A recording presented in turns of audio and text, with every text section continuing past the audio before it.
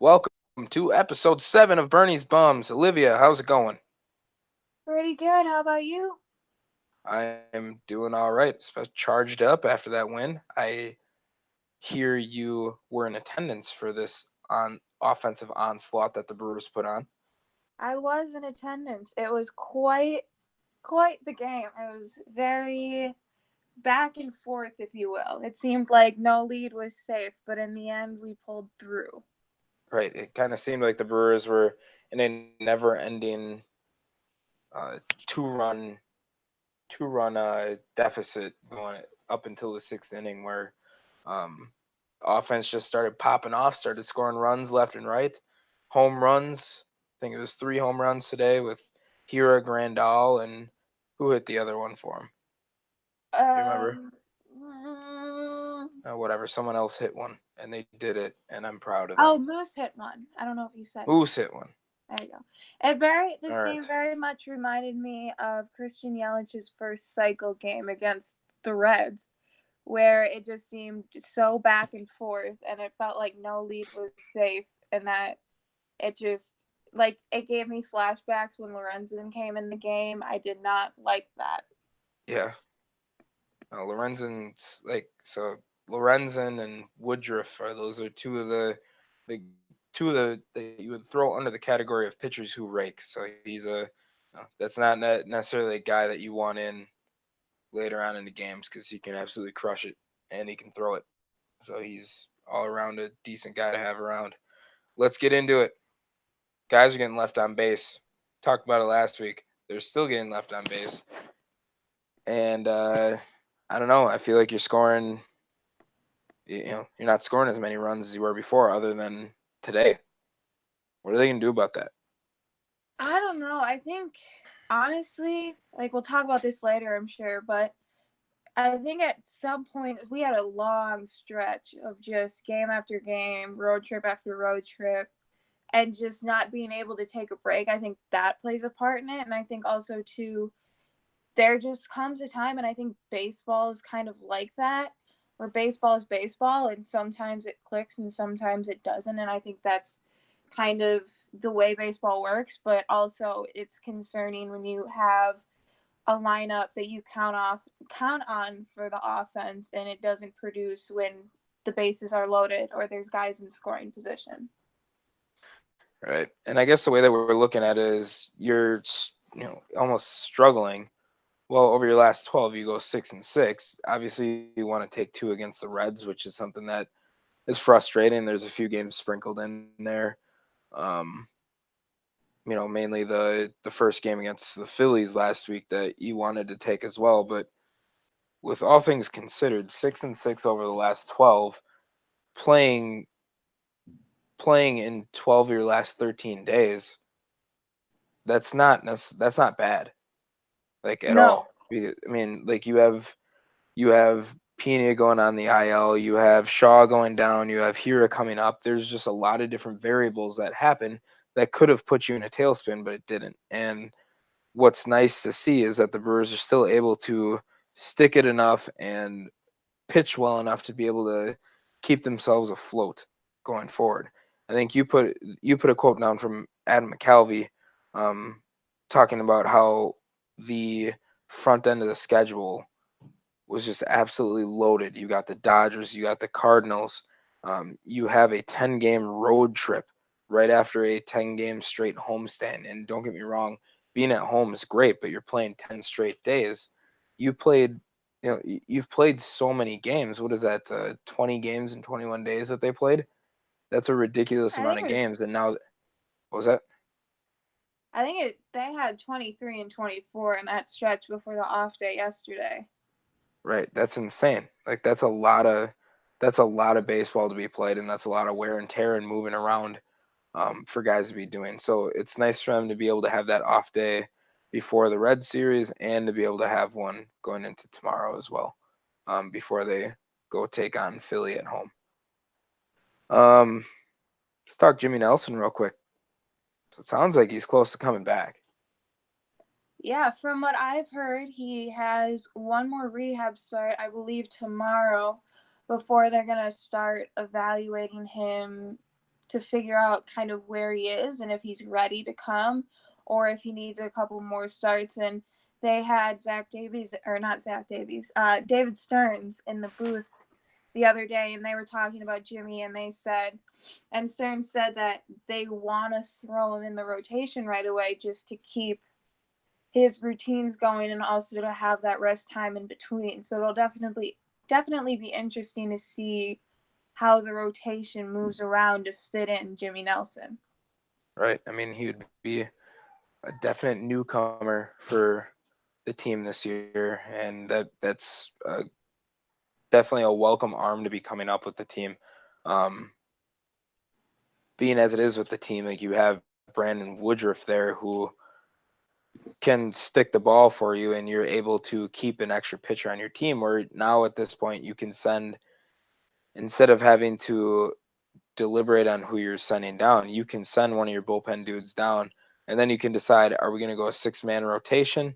Are we going to do something where we have a guy that can spot start here and there, and that'll be an interesting.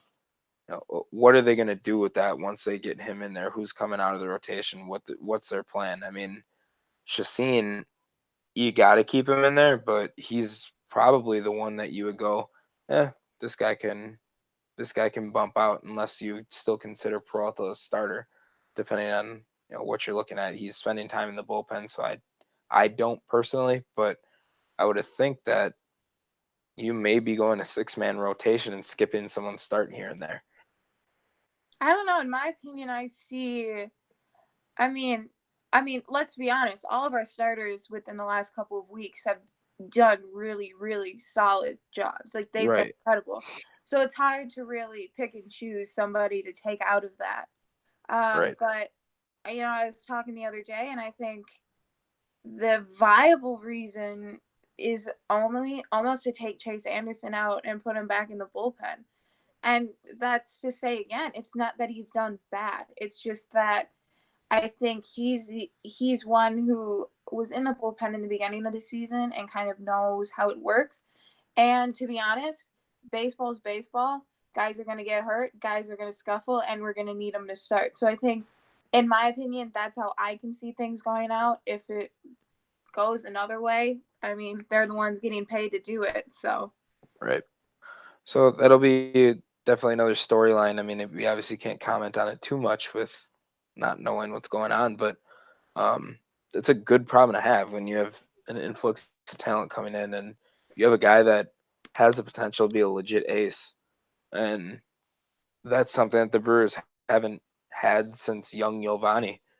So, or well, I mean, depending on who you've looked at as trading pieces and coming in, but I'm saying like a guy that's come through the system and be able to rise up. Um, let's take a look at another newcomer that's been on this team, Keston Hira. He's had a lot of firsts over the course of these last 12 games. yeah, he's had a lot taken care of. He came in right away and came out guns blazing. I mean, he had 2 hits in his debut. He's now hit 2 home runs. He hit his first home run, I believe, in Atlanta, and then hit his first home run today. So Hmm. I think he's I can see him slowly starting to get used to major league pitching and kind of the way that major league pitchers pitch, because I do believe there's quite a difference from AAA into the majors. Um, so it's definitely been fun to see him kind of experience all of this, and not only to do that, but to be winning at the same time. Yeah, absolutely. Like I said, I think Keston here is a mainstay. Or he ain't coming out. He ain't coming out of the lineup. He ain't getting sent down. He's gonna be a guy he's here to stay for the Milwaukee Brewers, and I'm excited to see what he can do. And um, we'll talk about him a little later with one thing that we're a little about with him right now, but for the most part, he's been a bright spot for the Brewers. Um, let's get into yay or nay right away. Um, Yay or nay, the Brewers will sweep the Phillies. I'm gonna go nay. I think we'll win the series, but I think sweeping, kind of with the couple of miscues we've had over probably the last week, I think it's a little bit too much of a stretch, but I do think we will win this series. I agree with you. I think Eichhoff is gonna edge the Brewers out tomorrow. That being said, they have a gauntlet of pitchers to go through. You got Jared Eichhoff on Friday. I think I said tomorrow. I mean Friday. You have Jared Eichhoff pitching on Friday. You have on Saturday, I believe, Jake Arrieta, and then you're going to have Zach Eflin, who has shown that he's an absolute horse and can eat innings. And you're not an ERA person, but his ERA is low, and his FIP goes along with it, along with his WHIP. So he's a guy that the Phillies want to ride as long as they can. That being said, Zach Eflin will get yanked early due to the Brewers' offensive onslaught. Well, I'm looking at what he did to us on May 9th when we played the Phillies in Philadelphia. And he pitched 5 innings, had 7 hits, and allowed 4 earned runs. Mm-hmm. So I don't know. I believe that there's a chance that he could get yanked early depending on the game situation. I think after today's game, and really throughout the year, like this team is so relentless and it's so powerful to the point where they're always putting up a threat and there's really no guarantee when you're playing against the Brewers offense. Right. I'm gonna go yay. I think the Brewers have his number a little bit. You've seen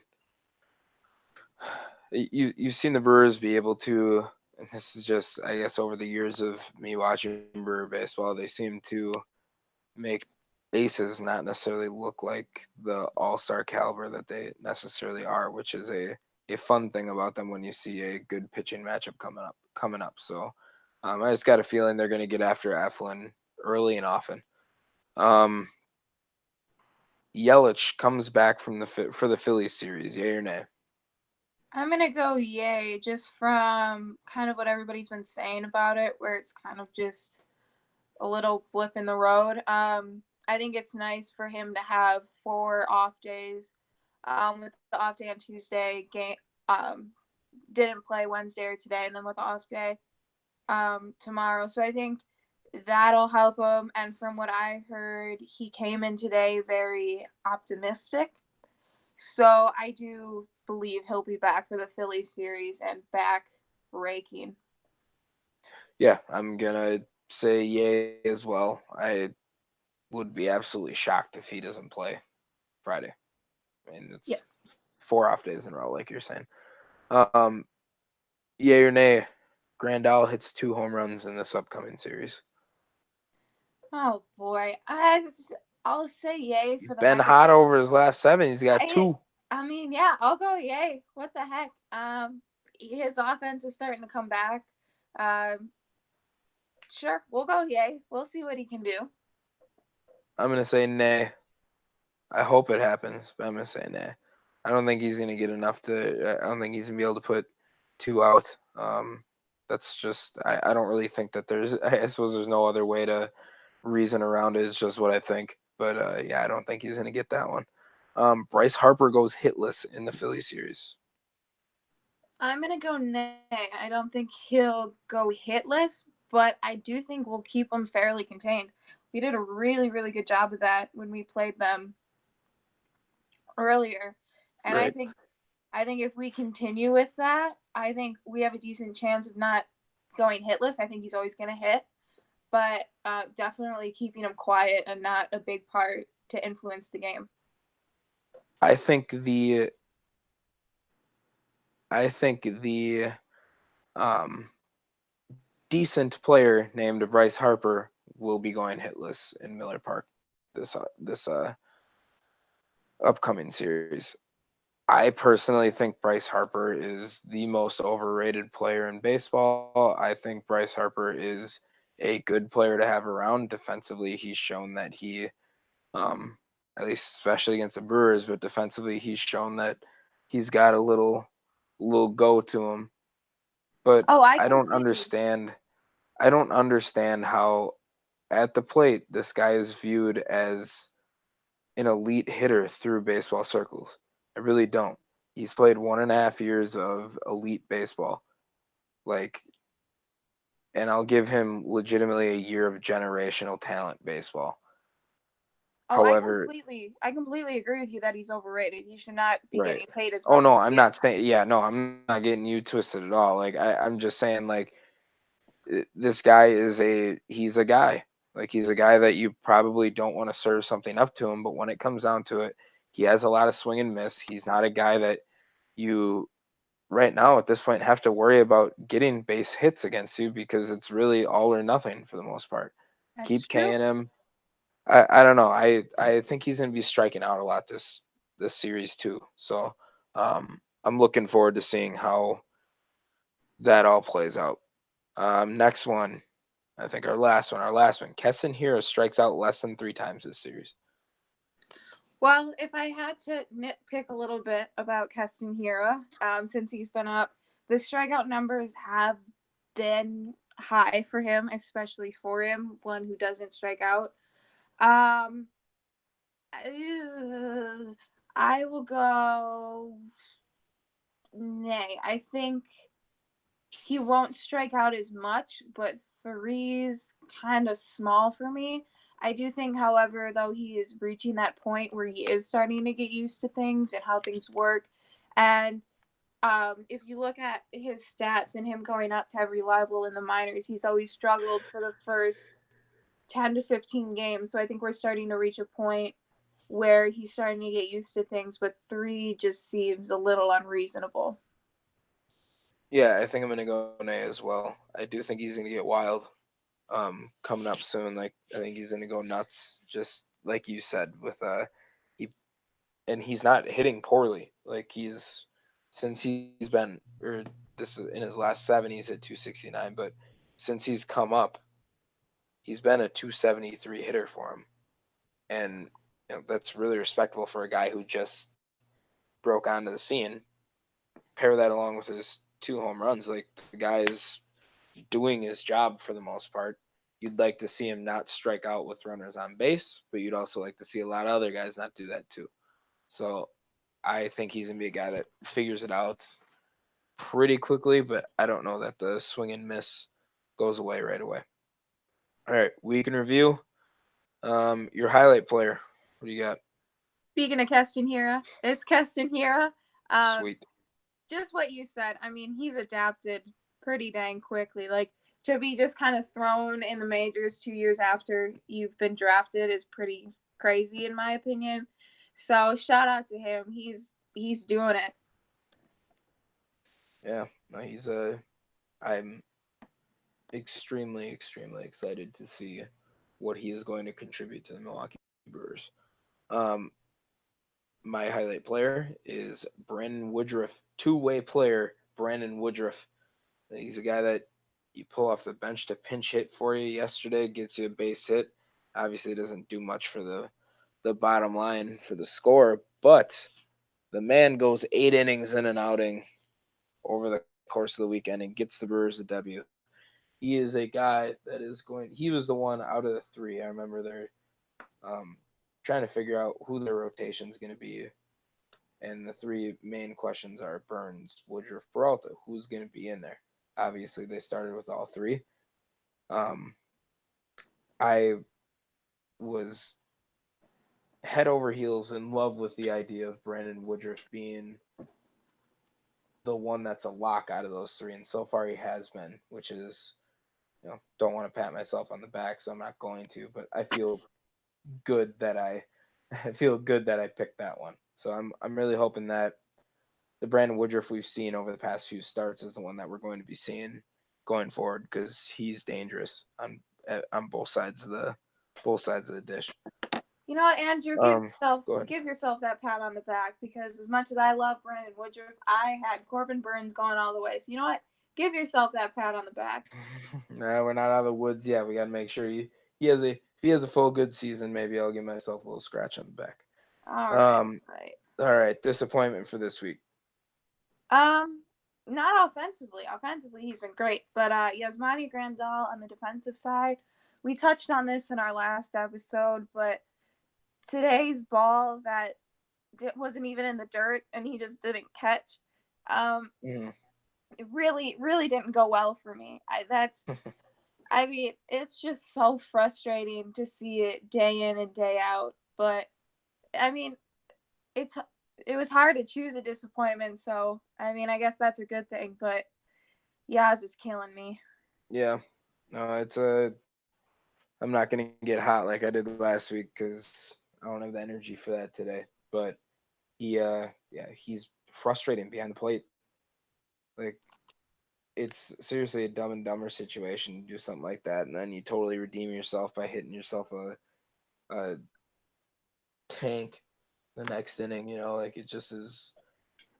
I don't know. It's hard for me just being someone who really enjoys the catcher position and what it brings. It's really hard for me to sit there and justify the idea of I'm gonna stop because I'm gonna keep going anyway. Um, my disappointment is Alex Claudio. The guy was, and it's not his fault necessarily. So Claudio was thrown in there against, what was that, Riley, the new third baseman for Atlanta, guy Yeah. who came up and was hot right away, gets thrown in as a lefty against a right-handed batter who is a very good hitter against left-handed pitchers. And what do you know? Bye bye baseball. Brewers lose that game. I don't know. That one was a head scratcher for me. But when it comes down to it, Claudio over the course of the last seven has pitched not even a full inning. He's pitched 2/3 of an inning, and he's given up two earned runs right out the gate. And he's given up. He's walking a guy like I don't know. It was frustrating to watch him. I'm sure he'll bounce back and be fine. I hope he bounces back and he's fine. Um, but yeah, that was not necessarily a disappointment, but more of a frustration for him. Um, week preview. Who needs a rebound for the Brewers this week? I put Zach Davies, like, not necessarily. I mean, he had a rough start today, and I think you expect it to come, especially when you're that good. Not saying that he's not that good, but I think every pitcher has kind of their starts where they're not as sharp. I mean, we came across Syndergaard and DeGrom, and they both had theirs. So I think today was rough for him, but I think it'll be telling to see how he does come back, and if he comes back how he was in the beginning of the season, or maybe an average of both. But I think it's important for him to come back still with his head on his shoulders and feeling good. Yeah, I agree. Yeah, I think this is a one bump in the road for him. I mean, I think he'll be back to pitching really well. I don't necessarily think he's going to be an ERA of 1.2 guy, but there aren't many people that are. So, where I think you're going to see a guy who's consistent throughout the remainder of the year for you. The guy that I don't think you were even expecting Zach Davies to be that much of a contributor for you, other than in the sense of being a tail end starter for you. And right now he's a frontline guy for you. Um, Milk that for all it's worth. Uh, I'd say my rebound is Jesus Aguilar. I I don't know. I really don't know. I mean, like he's not hitting, but he's driving in runs to a point.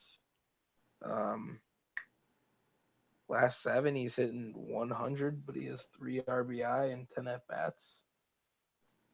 Looks like it's pretty much a straight platoon between him and Thames, with Thames getting the edge as of late, and Thames is starting to hit against lefties. So I don't know.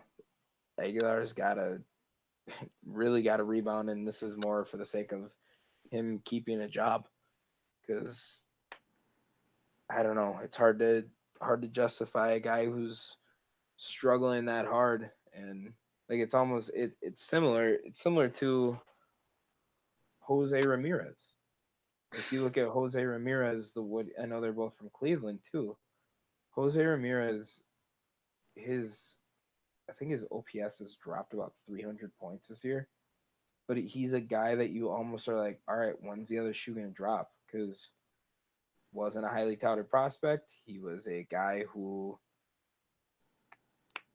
kind of got in the lineup just cuz, and it worked out. And that's the same thing with Aguilar. You have a guy who got in the lineup because it worked out at one point, and then he just didn't let it go. And it's hard to bank it like a guy that you look at from the like a former Brewer, Casey McGee, the guy who came in and lit it up for a while, and then all of a sudden disappears off the face of the planet. Not saying guys can't just have a resurgence to become really good players like out of the blue, but those times are few and far between. And I'm worried that that's the same thing for Jesus Aguilar. Even like I do like him, but I worry that he's not a guy that you can continue to keep around based off of what he's been doing. You know, I never thought you would ever pull out that analogy of Ramirez, but it makes so much sense. I would have never thought, but that makes a lot of sense. Right. I mean, I think a lot of I don't know, and like he like Jose Ramirez is another guy I obviously on a different team, but I pull for him because he's fun. But he's just not sticking it at all this year, and like that's not good for baseball. Like you want a guy like that to be good because you would now have a scrub to star story type thing. Um, and same thing with Aguilar. You want to see those guys do well for the game itself because it's inspiring to people. And I hope all the best for those guys. But it almost seems like the clock is starting to tick for them. Anyway, um, who needs to chill out on the Phillies? Um, I'm gonna go former Brewer Gene Segura. I mean, I don't need stats to back this one up. He murdered us when we played the Phillies last week. That just speaks for itself. He was hitting homers left and right, getting on base, driving us all crazy. So, Gene Segura. I'll back your stats up because you're absolutely correct. Sorry, John Segura. Are you serious? He That's how it's said. Yeah, it's John. What? He was like, yeah, that's how you say it. Why haven't you corrected anyone? Because I don't care. So My yeah, whole life's a lie. Segura slashing 348, 423, 565 over his last seven with a home run, three RBI, stolen base, three walks. The guy's getting nuts. I don't know. He's hard to slow down because he's just an absolute hitter. And that one hurts to see that he's not in a Brewer uniform doing that. However, when it comes down to it, basically, when it comes down to it, the Brewers said, "We want Arcia over you, and if you don't want to move to second base or take an extension, bye." And they did just that. And I don't know. I really like Segura a lot, and I always have, and he's a guy that's hit all the time. I don't know how he doesn't stick on a team, but I I really it blows my mind that he's not a guy that sticks on a team, but maybe it is something having to do with wanting that money, which you saw a little bit with Milwaukee. I'm sensing Um, some bitterness. not bitterness, just more of like a I you want quality players on your team. I really liked Segura, especially when he was with the Brewers, and that one stung a little bit when he left because No, I think he I think was. you're bitter that he's not in a Brewers uniform. I'm Oh, going with that I one. suppose, yeah, I'm a little bitter about it, but like, you know, would I want, you know, would you want Segura over Orlando Arcia? I'm not the one to say. I'm not the one to judge. I'm not going to throw my opinion out there. I'm not going to be that guy because I want to be positive. So moving on, uh, the who needs to chill out for the Phillies? In my opinion, it should be Cesar Hernandez. That's who I should be putting down. I am not putting down Cesar Hernandez. I'm putting down Andrew McCutchen because Andrew McCutchen gave me an autograph one time. So Andrew McCutchen is yes. I saw his MLB debut. It was a great time. I Well, remember. that's a reason. Yeah, I'm gonna take a trip down memory lane. My dad and I go to different stadiums every year, so we went to PNC. Honestly, overrated, overrated ballpark. Are you serious? I love Yeah, PNC Park. I don't know. I thought it was over Nuh-uh. in. I thought it was. I thought it was a very like very nice view and everything. I know they were doing some construction when I was there, so maybe that's not a. I didn't give it a fair shake, so I have to revisit it. That I'll make sure I do that at some point. Anyway, when I was there, it wasn't a very good time as far as like the ballpark atmosphere. But the Pirates were also really, really bad. So that might have been another thing to add to it. But watching the sunset there, that is something special. I'll give it that. Anyway, back to Andrew McCutcheon. Andrew McCutcheon made his MLB debut the year that or the game that I was there. I remember talking to my dad because I always get like one thing when I'm there. Like, Dad, I want an Andrew McCutcheon shirt. He's like, just came up. We don't know if he's going to be any good. It might just be one of these things that's just sitting in your dresser. We're not going to get it. I'm like, no, Dad, I think he's going to be pretty good. I honestly, at that point, I didn't know. I just thought he had a cool name. But Andrew McCutcheon obviously is very good. And now looking at him in Philly, he's not the same guy that he was in Pittsburgh. However, right now in his last seven, he is a 300 hitter with a home run and 6 RBI. And he's a guy that I always pull for. He's one that um, I admire the way he plays. I admire what he does for the community. But as far as on the diamond, if he could chill out in this next series, I would be forever indebted to him.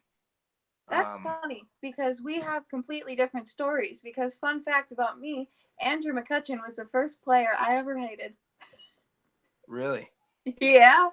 is that just cause, or was that? Oh, little 8-year-old me was a bitter person when we lost to the Pirates. Oh man, I was angry, and he was always the one getting all the hits, getting all the runs. I was bitter, so I hated him. First player I ever hated. um, yeah, that's that is pretty funny that we have very very conflicting stories on Mr. Kutch. All right, who needs to stay consistent? I put down Gio Gonzalez. He has been the steadying force, I believe, in our rotation, and I think if he stays consistent with what he's been able to do, which is just get outs like we were talking about last week. I mean, he's done some really good things in Milwaukee, and I don't know if it's just a comfort level where he couldn't pull through anywhere else, but man, he's doing good for us at the moment. Geo is an outgetter, that's for sure. I like him a lot, and I'm glad that the Brewers brought him along. I know we've talked about him as a litmus test and everything for the late arrival pitchers, but he's a fun guy to have around. I really enjoy him. Um, Mine is going to be Orlando Arcia. Orlando Arcia has been um, showing up with some timely hits. He had one today to drive in a run late in the game, which was really nice. We're seeing that average start to tick up. He's becoming a guy that's hitting above 250 for you now. Um, and that's, I remember last week I talked about, trying to figure out how are all these sticks going to fit in the infield. Um, and he's started to do the thing. So he's hitting the ball a little bit too. Looking forward to him continuing to do the same thing going forward. Your breakout for this week. Um, I put down Eric Thames. He's already starting to show some signs of breakout, but I know we've talked about this before, but the fact that it's not an all or nothing with him anymore, where he's actually getting base hits and he's getting base hits with men on base and not just hitting it out of the ballpark or striking out. So I think that's been really key to his quote unquote resurgence. I don't even know if you would label it as that, but no, he's doing really well. And I think you'll start to see what you were talking about earlier, that platoon between him and Aguilar, with him kind of pulling out on top. Yeah, I'm really looking forward to seeing if he can do that. The hitting against left-handers is a new thing for him, so we'll see if he can continue to do that going forward. Uh, Bold prediction for the week. What do you got? Let's just say Um, prediction for the week. They're not always bold what we give off, but that's okay. Well, I think that everything will kind of put itself together and we start to play really solid baseball again. I think kind of over the past like week and a half, maybe, I don't know. It's either been the offense has been really good or the pitching has been really good. And there hasn't been many games lately where it seems like both ends have been put together. So I think that, I don't know, after a couple off days, starting to get into maybe a quote unquote like easier schedule that's not that demanding, I think we could see that start to click a little bit more and see like Brewer baseball again. Yeah, I like that. I'm gonna go with a little more specific under that. Um, I think Brandon Woodruff is going to flirt with a no-no a little bit, but end up with a complete game shut piece for the Brewers against Philly. Um, he's been absolutely electric on the mound. He's a guy that you can keep his bat in the lineup. So when you have those thoughts when you're getting later into games with runners in scoring position or you need some hits, he's not necessarily a guy that you have to take out in order to get those. So it makes it a ton, I wouldn't say easier, but it makes it a thought for you to be able to let him roll if he is pitching well and not necessarily worry about the pitcher spot coming up because you have a hitter in that spot. So I all indications of him getting crazy in his next start are there, and I fully believe that we're going to see something that you don't see often in baseball anymore from a starting pitcher. So that being said, any comments, questions, concerns for you? No, Sweet. All right, let's wrap this bad boy up. Thanks for listening. See you next week.